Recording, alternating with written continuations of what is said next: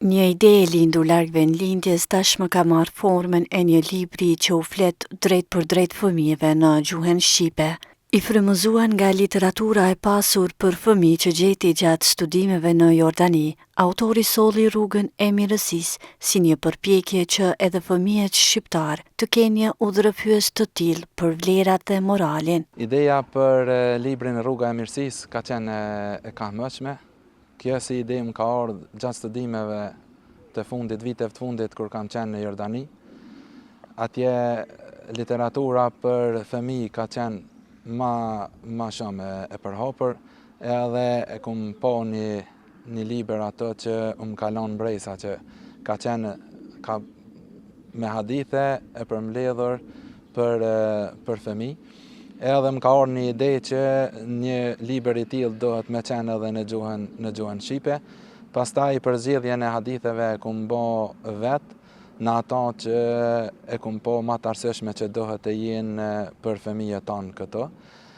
Dhe është zgjedhur ky numri 50, jo që ka pas diçka qëllim për këtë numër 50 hadithe, mirë po zakonisht librat ose me tregime ose kështu për fëmijë kanë qenë 100 tregime e kështu diçka, po për neve mu ka duk pak numër i madh nëse vinë 100 hadithe edhe libra kish dalë pak më voluminöz. U kanë ma problem për nxënësit e xhamisë se çdo herë me pas me vete edhe me mësu me to.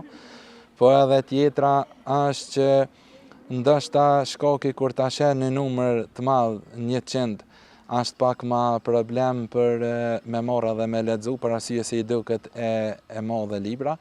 Edhe kum bërë numrin 50 që t'jetë pak ma i përshtatshëm edhe ma i lehtë për fëmijët. Libri ndërtohet mbi tregime të shkurtëra dhe të kuptueshme ku secili rrëfim lidhet me një hadith, duke përcjellë mesazhe të rëndësishme në mënyrë të natyrshme. I ndarë në 3 kapituj, libri synon të prek botën e brendshme të fëmijës dhe ta udhëheq atë drejt formimit të tyre. Ky libër është ndarë në 3 kapituj kryesor.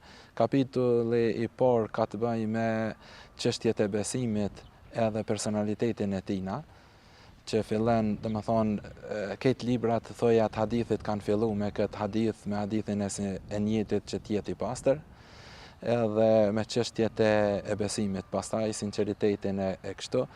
Pastaj kapitulli i dytë ka të bëjë me sjelljen e mirë edhe me karakterin e vetë fëmijës që dohet ta ketë. Për arsye se në kapitullin e parë ata që ka e merr për çështjet e besimit, kapitulli i dytë e bën që ai të jetë praktik edhe në rrethin edhe shoqërinë. Ka të bëjë me formimin e karakterit e tina. Çdo herë duhet ta thotë të vërtetën, të ta ruaj terminin nëse i thot dikujt, e lëni termin me dikan, të mbaj amanetin, të flas fjalë të mirë e kështu me radhë tema. Edhe kapitulli i tretë është më shumë etik estetike, që ka të bëjë me çështjen e zemrës, ambrësinë e tina, që ka të bëjë me vlerën e shkuarjes në xhami e kështu me radhë. Janë tema që kryesisht përbëjnë karakterin e një besimtari të ri, një fëmije, që ai dohet i merr këto mësime edhe t'i praktikoj edhe në jetën e tij të përditshme.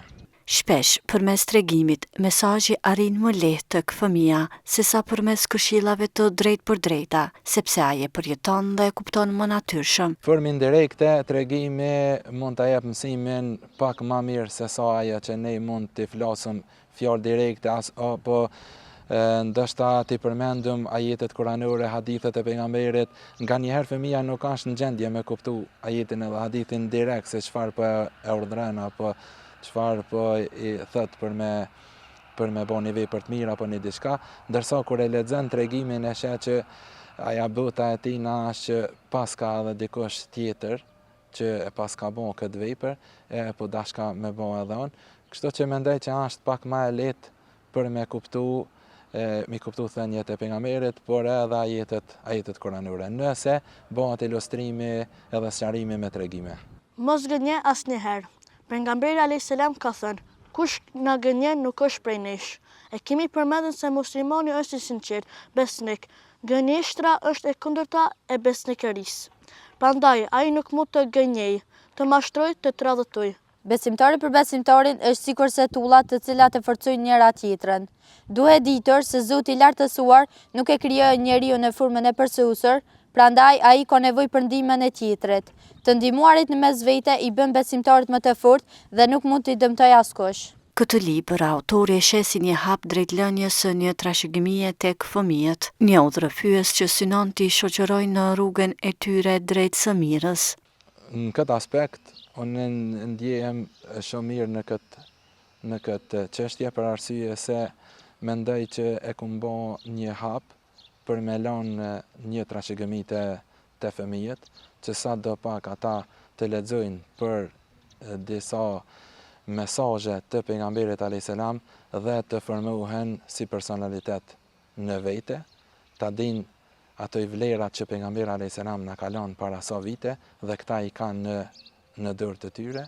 Kjo mjafton për mua që edhe kur të kaloj në botën tjetër, metet sadaka rrjedhse, që sa herë të lexohet dhe të mësohet prej tyre, mendoj që mbetet edhe shpërblim për neve. E në një kohë sfidash të shumta, ku edukimi dhe formimi i karakterit mbeten më të rëndësishme se kur, ky botim vlerësohet si një hap i rëndësishëm për të lënë një trashëgimi tek brezat e rinj. Librat në këtë mënyrë edhe në këtë çështje që i ka bë Hoxha janë aq të nevojshme, sidomos për ditët e sotshme, kur kemi të bëjmë edhe dim shumë mirë sfidat edhe vështirësitë që i kemi ndaj fëmijëve tanë apo ndaj rinisë dhe brezave tanë të rinj.